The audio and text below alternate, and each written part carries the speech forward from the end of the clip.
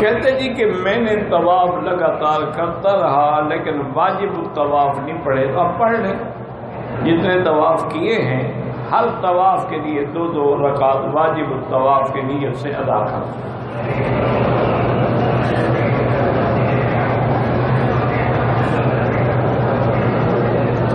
آدمی اپنے لیے تلاوت کرتا ہے، نیک عمل کرتا ہے کہ میرے مرنے کے بعد کام، صاف بات ہے یہ سارے اعمال مرنے کے بعد ہی کام آئیں گے۔ آدمی دنیا میں جو بھی نیک عمل کر رہا ہے اللہ تبارک و تعالیٰ اس کا بدلہ تو اس کو قیامت میں ہی عطا فرمائیں گے۔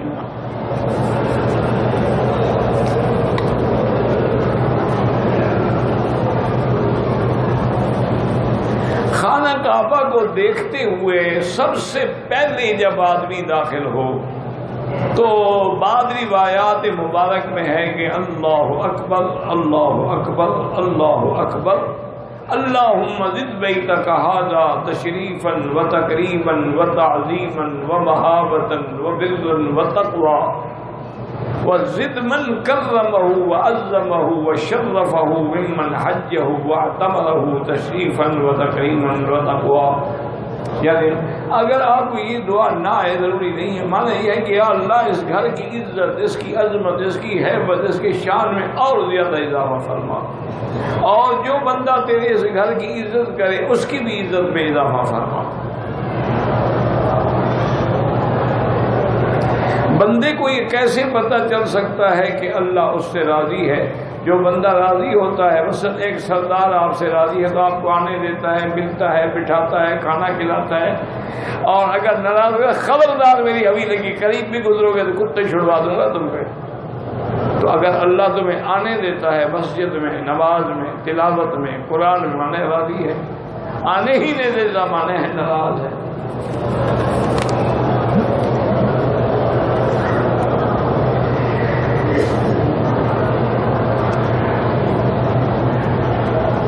کہتے جی کہ ہر قطرے آنے کے بعد ہر نماز کا وضو کریں گے، وہ کپڑا بھی دھوئیں گے نا جہاں پیشاب کے قطرے لگے، اس لیے اصول ہوتا ہے کہ انڈر ویئر رکھ لے پھر اس کو دھو لیا۔ اب سارے کپڑے کیسے دھو سکتے ہیں؟ باقی یہ ہے کہ جب آپ نے فجر کا وضو کیا ہے تو ظہر تک کے لیے کافی ہے نا، اس میں آپ اشراق بھی پڑھ سکتے ہیں، چاشت بھی پڑھ سکتے ہیں، سارا کچھ پڑھ سکتے ہیں۔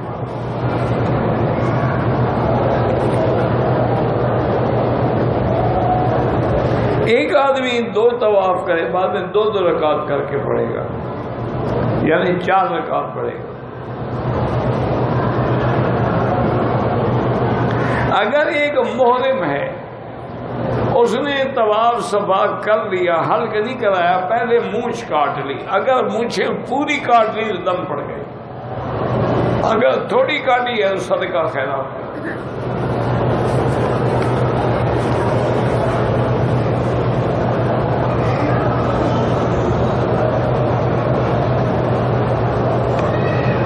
بھائی اللہ ہر بچے کو جو قرآن پڑھ رہے ہیں، یاد کر رہے ہیں، ان سب کو اللہ صحیح معنی میں حافظ بھی بنائے اور عالم بھی بنائے اور قرآن پہ عمل کرنے کی بھی توفیق عطا فرمائے۔ باقی حافظہ میرے بھائی ہر بچے کا ایک جیسا نہیں ہوتا، اسی لیے حدیث میں آتا ہے کہ حضور صلی اللہ علیہ وسلم جب بھی بات فرماتے تھے تو ایک بات 3 دفعہ فرماتے تھے۔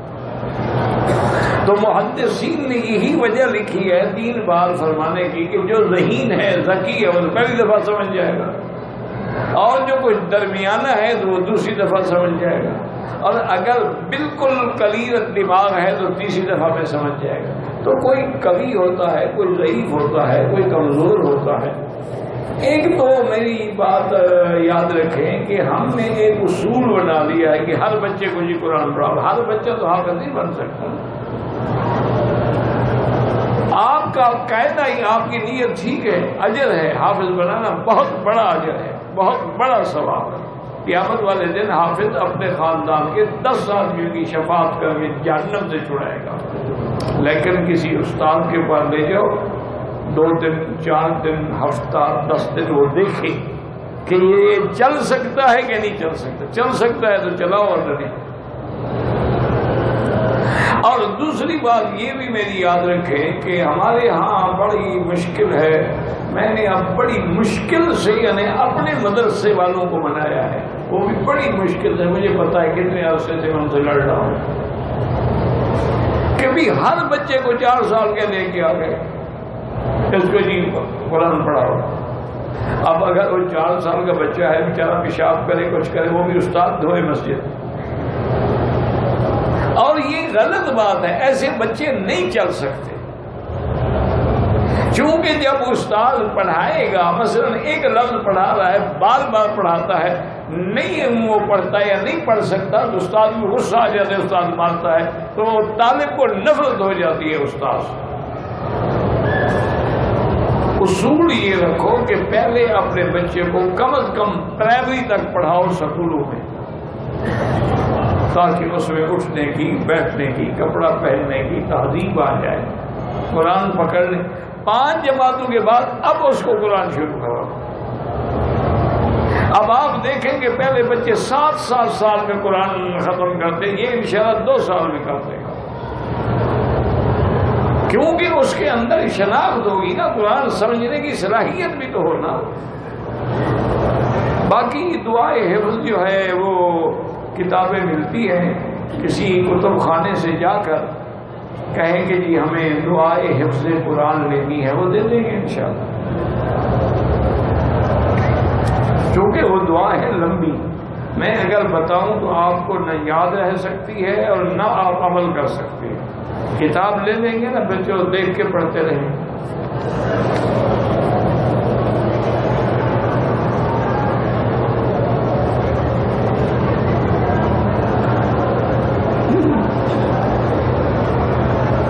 کہتے ہیں جی کہ میرا بھانجا تھا 12 سال کا، رضائے الہی سے فوت ہو گیا، وہ آپ سے بڑی محبت کرتا تھا، آپ کی سیرت النبی کی سیدھی جو ہے اس کو ساری یاد ہو گئی، ہمیشہ وہ سنتا رہتا تھا۔ اللہ پاک اس کے درجات کو بلند کرے، اس کے والدین اور رشتہ داروں کو صبر جمیل عطا فرمائے اور ان کے لیے قیامت میں شفاعت کا ذریعہ بنائے۔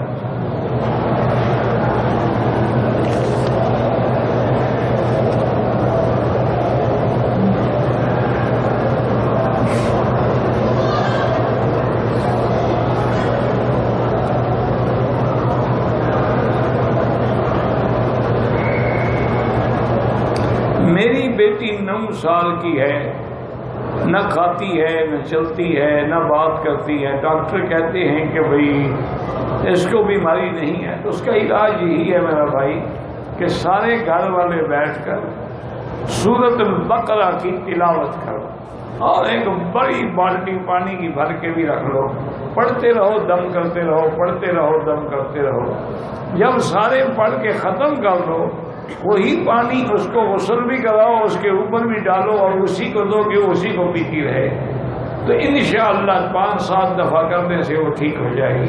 اگر واقعی بیماری نہیں ہے تو کبھی کبھی ایسے اثرات ہو جاتے ہیں سائے کے، جنات کے، کہ آدمی مجبور ہو جاتا ہے اور بیکار ہو جاتا ہے۔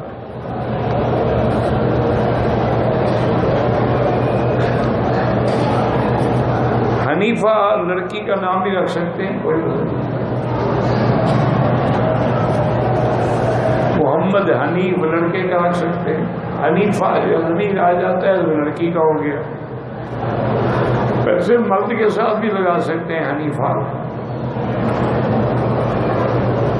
ویسے ایک بات یاد رکھو کہ امام ابو حنیفہ جو ہے نا، ان کی کسی لڑکی کا نام حنیفہ نہیں تھا، یہ ان کی کنیت اس لیے ہے کہ دین حنیف جو ہے اس کی سب سے پہلے فقہی تدوین کرنے والا ابو حنیفہ ہے، باقی سب نے بعد میں کی، تو اس لیے ان کی کنیت آ گئی دین حنیف کی تدوین کرنے سے ابو حنیفہ۔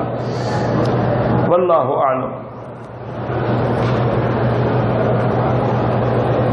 عقیدہ امامت شیعہ کا ہے، عقیدہ خلافت اہل سنت والجماعت کا ہے، اور یاد رکھے خلیفے کو بھی امام کہہ سکتے ہیں، امام کو بھی خلیفہ کہہ سکتے ہیں، لیکن جو انہوں نے یہ مسئلہ عقیدہ گھڑا ہوا ہے کہ امامت کا مقام نبوت سے بھی زیادہ ہے، اور حضور پاک کو بھی حضرت علی کی امامت کی بیعت کر دی. تو یہ سارے من گھڑت قصے ہیں جن کا حقیقت سے کوئی تعلق نہیں.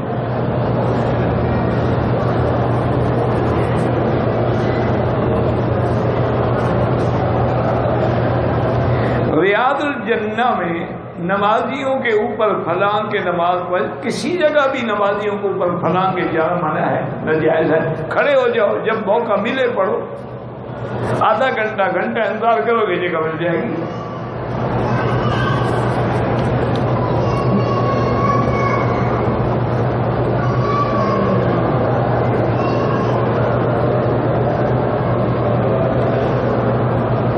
کہتا ہے کہ انہوں نے مرزا قادیانی سے مباحثہ بھی کیا ہوگا. میں نے پیر بہرلی صاحب کی شان میں کوئی کوتاہی تو نہیں کی.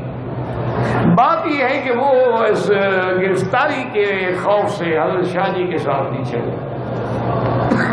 ہوتا ہے بعض تباہ بلد. آپ دیکھیں نا حضرت شاہ جی رحمۃ اللہ تقریباً 11 سال جیل کاٹی ہے. اب ہر عالم تو 11 سال نہیں کاٹ سکتا، اس لیے وہ فرماتے تھے بھی آدھی ریل میں کٹ گئی، آدھی جیل میں کٹ گئی. ہم نے تقریریں کی تو لوگوں نے کہا واہ شاہ جی، اور ہم جیل چلے گئے تو لوگوں نے کہا آہ شاہ جی. بس اسی آہ اور واہ میں ہم مر گئے. یہ ہر آدمی تو نہیں برداشت کر سکتا. کتنے لوگ ہیں علماء میں جن نے ایک دن کی بھی جیل نہیں کاٹی. اس کا معنی یہ تو نہیں کہ وہ عالم نہیں ہے یا بزرگ نہیں ہے. اور کتنے لوگ ہیں جن نے قربانیاں دی ہیں. اب دیکھیں کہ حضرت مدنی رحمۃ اللہ علیہ صرف اپنے استاد کی خدمت کے لیے جب ان کو مالٹا کی سزا دی گئی تو ساتھ چلے گئے. حالانکہ حضرت مدنی کو تو سزا نہیں تھی. انہوں نے کہا مجھے استاد کے سامنے جاؤ. وہ تو چاہتے تھے کہ نکلے ہم سے. اتنی مالٹا کی سزا سے بڑی تو کوئی سزا ہی نہیں تھی نا. عبور دریائے شور، جو وہاں گیا وہ گیا. یہ تو ان کی زندگی تھی کہ اللہ نے ان سے کام بھی دیا اور واپس بھی آ گئے. اس لیے شاہ صاحب کا اس جذبے میں شریک نہ ہونا وہ ان کی طبیعت تھی. ورنہ یہ تو نہیں کہ وہ ختم نبوت کے عاشق نہیں تھے یا فدائی نہیں تھے یا عقیدے میں کچھ ڈھیلے تھے. بالکل نہیں.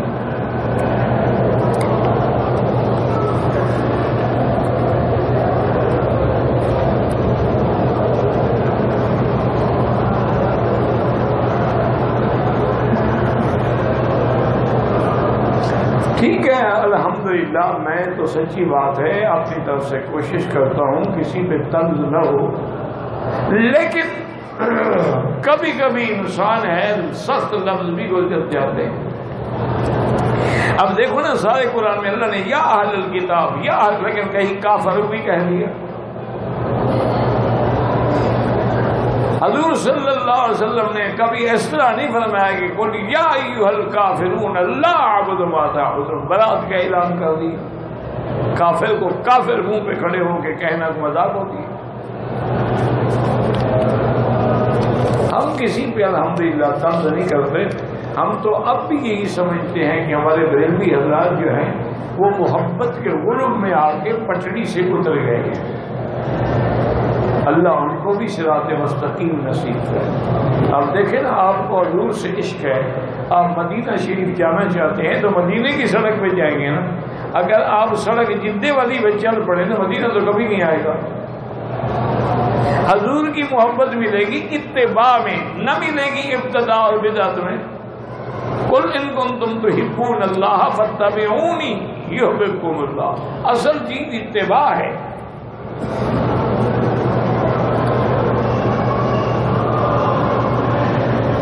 درخواست ہے کہ اللہ پاک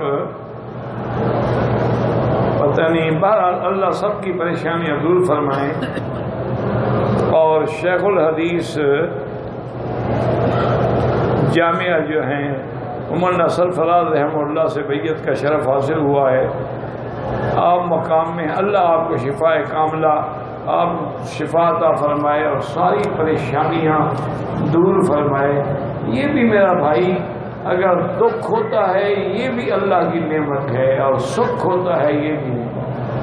کبھی وہ دکھ دے کے گناہوں کا کفارہ کر دیتے ہیں اور کبھی سکھ دے کے شکر ادا کرنے کی توفیق دیتے ہیں۔ اسی لیے حضور نے فرمایا کہ مومن جو ہے وہ ہر حال میں فائدہ مند ہے کہ اگر دکھ ہے صبرا، نعمت ہے شکرا، تو وہ تو صبر اور شکر کے درمیان میں ہے۔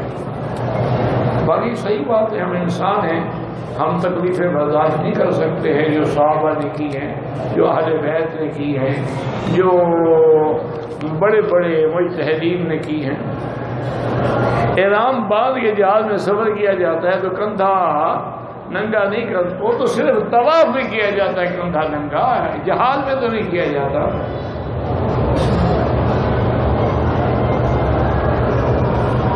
پہلے طواف کے چکروں میں 7 چکروں میں کندھا ننگا رکھنا ہے، صفا مروہ میں بھی نہیں رکھنا۔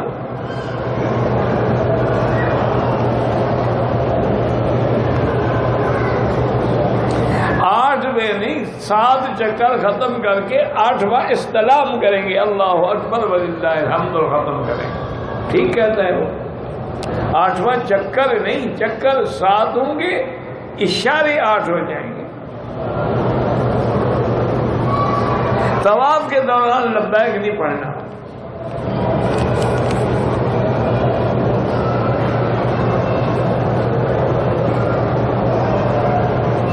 صفا سے جب ہم چکر شروع کریں گے تو مروہ پر جانے سے 1 چکر ختم ہو گیا، مروہ سے صفا پہ آئیں گے اب 2 ہو گئے۔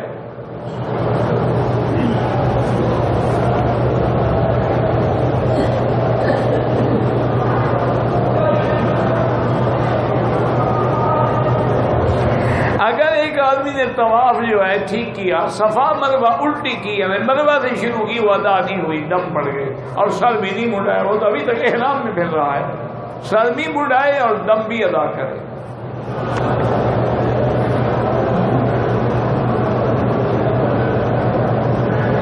جو 40 نمازیں پڑھنے کی حدیث ہے وہ ضعیف ہے، لیکن یاد رکھو کہ فضائل اعمال میں ضعیف حدیث حجت ہوتی ہے۔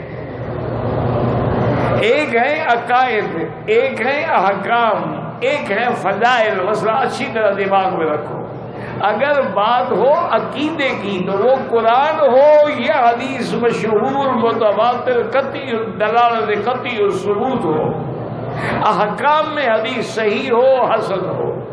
اگر فضائل ہیں تو حدیث ضعیف بھی حجت ہوتی ہے، فضیلت 40 نمازوں کی اس میں وہ حدیث ضعیف ہے۔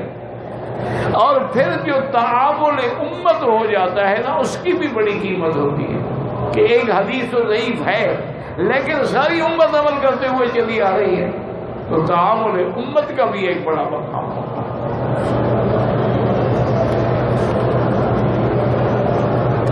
شب برات کی کوئی شرعی حیثیت نہیں ہے، یہ لوگوں نے بنا رکھی ہے۔ حلوہ بنانا اور یہ سب کھانے پینے کے ذرائع ہیں، اور آدمی ہر کسی نے اپنے کھانے کا طریقہ بنایا ہوا ہے۔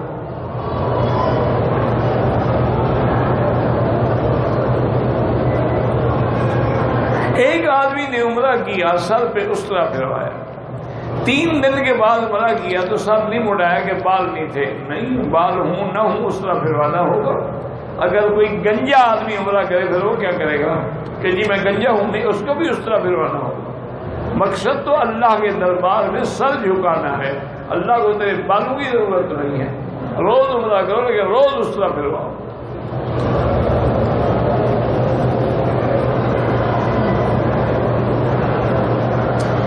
مروہ پر ختم کر کے 2 رکعت پڑھنا کوئی لازم نہیں۔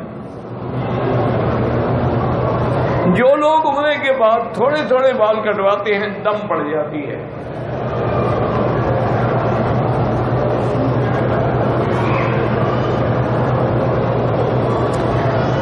اگر ایک آدمی نے عمرہ کیا، طواف کر لیا، صفا مروہ بھی کر لیا، احرام میں تھا، تھکا ہوا تھا، سو گیا، احتلام ہو گیا، کوئی بات نہیں، غسل کرو، سر مڑاؤ۔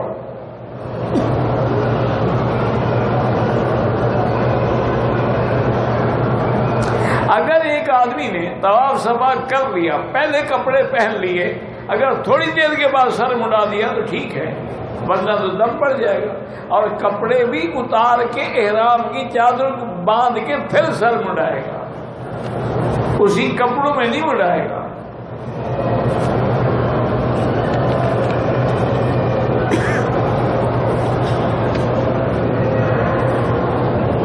میں پاکستان سے عمرے کرنے آیا، مدینہ منورہ سے مکہ مکرمہ بغیر احرام گیا، وہاں سے پاکستان چلا گیا تو آپ پر دم پڑ گیا کہ آپ کو مدینے سے بھی احرام باندھنا چاہیے تھا.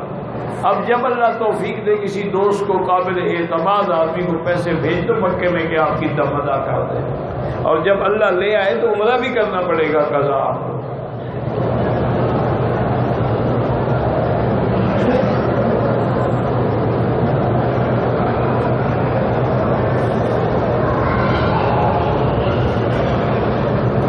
کہتے ہیں جی کہ ایک آدمی ہے وہ اپنی بیوی سے محبت بھی کرتا ہے، لیکن بیوی کوئی چھوٹی سی بات بھی پوری نہ ہو تو شوہر کی بے عزتی کرتی ہے. اللہ اس کو ہدایت دے اور بد زبان عورتوں سے اللہ پناہ عطا فرمائے. یہ بد زبانی جو ہے نا یہ بہت بڑا گناہ ہے جو ساری نیکیوں کو کھا جاتا ہے. بہرحال وہ توبہ کرے، اور خاوند کو چاہیے کہ یا ذا الجلال والاکرام، یا ذا الجلال والاکرام یہ پڑھ کے چلتے پھرتے اٹھتے بیٹھتے دعا کرے کہ اللہ اس کو ہدایت دے.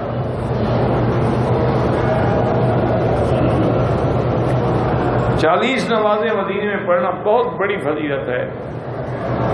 حالت حیض میں قرآن زبانی بھی نہیں پڑھ سکتے حنفی مسلک میں. ہاں اگر استانی ہے تو ہاتھوں میں دستانے چڑھا کے بیٹھی رہے، سنتی رہے، جہاں لڑکی غلطی کرے تو اشارہ کر دے اس کو، یا ہوں کر کے اس کو روک دے، پھر انگلی رکھے گی یہ دوبارہ پڑھو.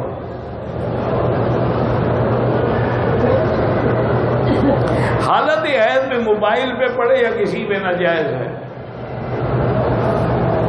پڑھے گی تو قرآن نہ موبائل پہ لکھا ہو یا کاغذ پہ لکھا ہو.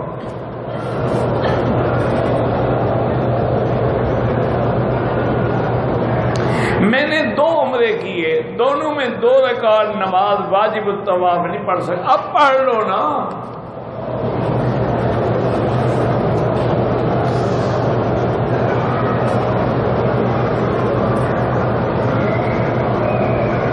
بہرحال اگر آپ کو قطروں کی تکلیف ہے تو آپ انڈر ویئر نیچے رکھیں، یا آج کل اور بھی کئی چیزیں ملتی ہیں پیشاب کو روکنے کے لیے پلاسٹک کی بنی ہوئی باندھ دیتے ہیں تو، لیکن اگر لگے تو دھونا پڑے گا. عید میلاد النبی حضور پاک کی وفات کے 600 سال بعد ایک بادشاہ نے شروع کی تھی. معز الدولہ نے، اس کے بعد اس کے بیٹے عز الدولہ نے، پھر اس کے بعد مظفر نے. دوران طواف کچھ لوگ کعبے سے غلاف کے دھاگے نکالتے ہیں، مقصد ہے کعبے کی چوری بھی کرتے ہیں. ماشاءاللہ. نماز جنازہ کے بعد دعا نہیں ہوتی، جنازہ خود دعا ہے. پہلے ہم کو بد دعا تو نہیں کر رہے ہوتے کہ اب بعد میں دعا کی ضرورت ہے. جنازہ تو دعا ہے، اللہم اغفر لحینا و میتنا و شاہد. یہ کیا ہے؟ تو اگر تمہیں حضور کی سکھائی ہوئی دعا پسند نہیں تو ہمیں تمہارے مولوی والی بھی پسند نہیں، وہ بدعت ہے.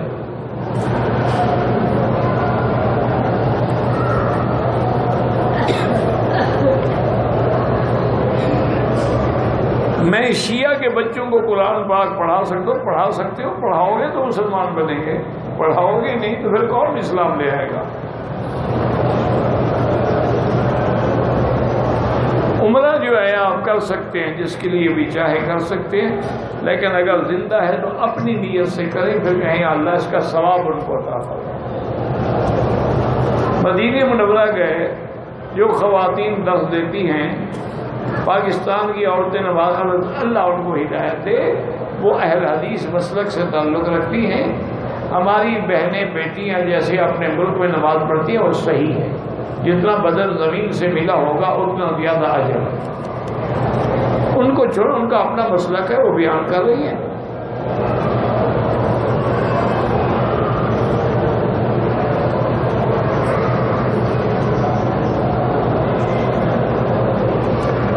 مدینہ مسجد نبوی کی یہ بھی کہا کہ وتر کی 2 رکعت پڑھ کر تشہد پڑھے بغیر کہ نہیں، بالکل تشہد پڑھو پھر کھڑے۔ ان کے نزدیک یہی ہے نا کہ سلام پھیر کے پھر 1 رکعت پڑھتے ہیں۔ وہ اپنا مسلک بیان کر رہے ہیں، تمہیں کیا تکلیف ہے؟ ایک آدمی نے پاکستان سے احرام باندھا، جہاد چلا گیا، واپس جا کر احرام کھول دیا، 3 دن کے بعد احرام باندھا کے عمرہ کیا، دم مکے میں دینا پڑے گا، اس پر دم ہے، وہ احرام نہیں کھول سکتا تھا جب تک دم ادا نہ کرے، اور پھر سر بھی مڈانا تھا، اس نے دم بھی نہیں دیا اور سر نہیں مڈایا، 3 دن کے بعد عمرے پہ آ گیا، عمرہ تو ہو گیا، اب دم ادا کرے۔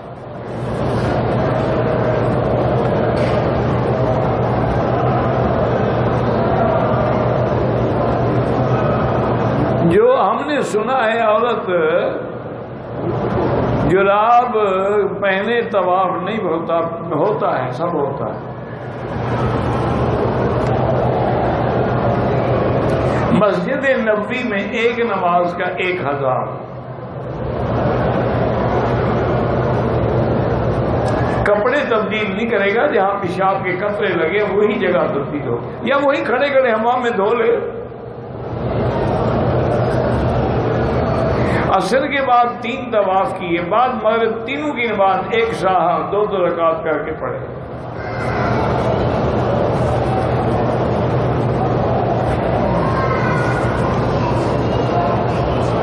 میرا دوست ہے فوت، اللہ مغفرت فرمائے، جو بھی فوت ہو گیا اللہ مغفرت فرمائے۔ ایک آدمی نے احرام باندھا، لیکن جو چادر باندھی ہوئی تھی وہ بھی بندھی رہی، کوئی حرج نہیں، چادر ہی تھی نا۔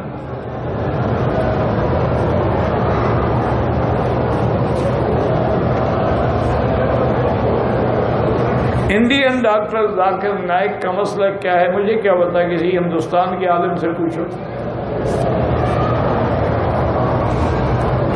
میں نے یہی سنا ہے کہ وہ حدیث ہے۔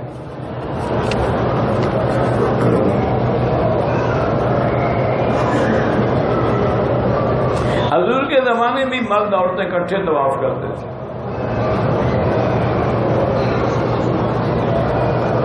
اگر مرد کو فتنے میں پڑھنے کا اندیشہ ہو تو نہ کرے، نفل پڑھے، قرآن پڑھے، دور سے بیٹھ کے کعبہ شریف کو دیکھتا رہے۔ یہ تو آتے جاتے جو عورتوں کو دیکھتے رہتے ہو، وہاں فتنے کا خطرہ نہیں ہے، فتنے کا خطرہ بھی صرف تمہیں طواف میں ہوتا ہے، یا طواف سے بچنا چاہتے ہو، تمہاری مرضی نہ کرو۔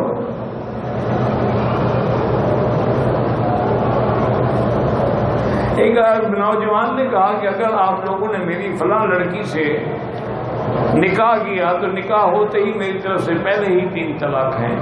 حنفی مسلک میں طلاق ہو جاتی ہے، باقی ائمہ کے نزدیک نہیں ہوتی۔ وہ کہتے ہیں قسم ہے، قسم کا کفارہ ادا کرے۔ ایسی باتیں کیوں کرتے ہو؟ نکاح نہیں کرنا نہ کرو بس۔ والدین کو بھی چاہیے، ایسے جو پاگل اولاد ہے نا، ان کو چھوڑ دیں گے، جاؤ دفع ہو، جہاں مرضی آئے جا کے کرو، نہ ہم تمہاری مدد کریں گے، نہ ساتھ دیں گے، نہ تمہیں گھر میں جگہ دیں گے۔ دیکھو کوئی لڑکی اس کو دیتا ہے، جہاں جائے گا لوگ جوتے ماریں گے۔ ہر کوئی دیکھتا ہے کہ ماں باپ کے ساتھ ٹھیک نہیں ہے تو ہمارے ساتھ کیسے ٹھیک رہے گا۔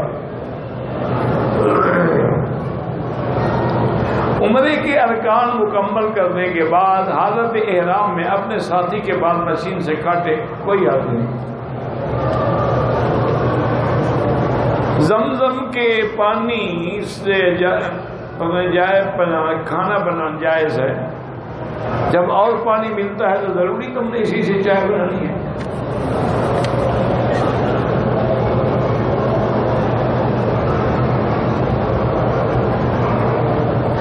آپ کے بعد جو بھی بیمار ہیں اللہ ان کو شفا عطا فرمائے۔ رب انی مسنی الضر وانت ارحم الراحمین، یہ دعا ہر مرض کے لیے۔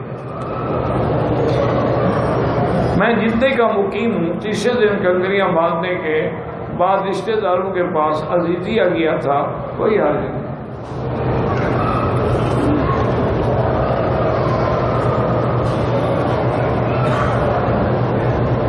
حشر کا میدان کہاں ہوگا؟ شام میں۔ الفاظ میں نہیں ہوگا۔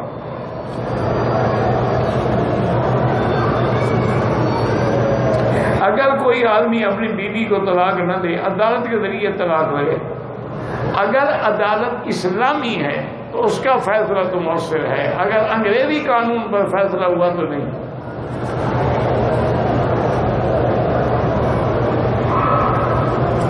والد کے والدہ اور ہم بہن بھائی ان کے وارث ہیں، ہاں بالکل، اگر وہ اپنا حصہ، بالکل حصہ ملے گا سب کو۔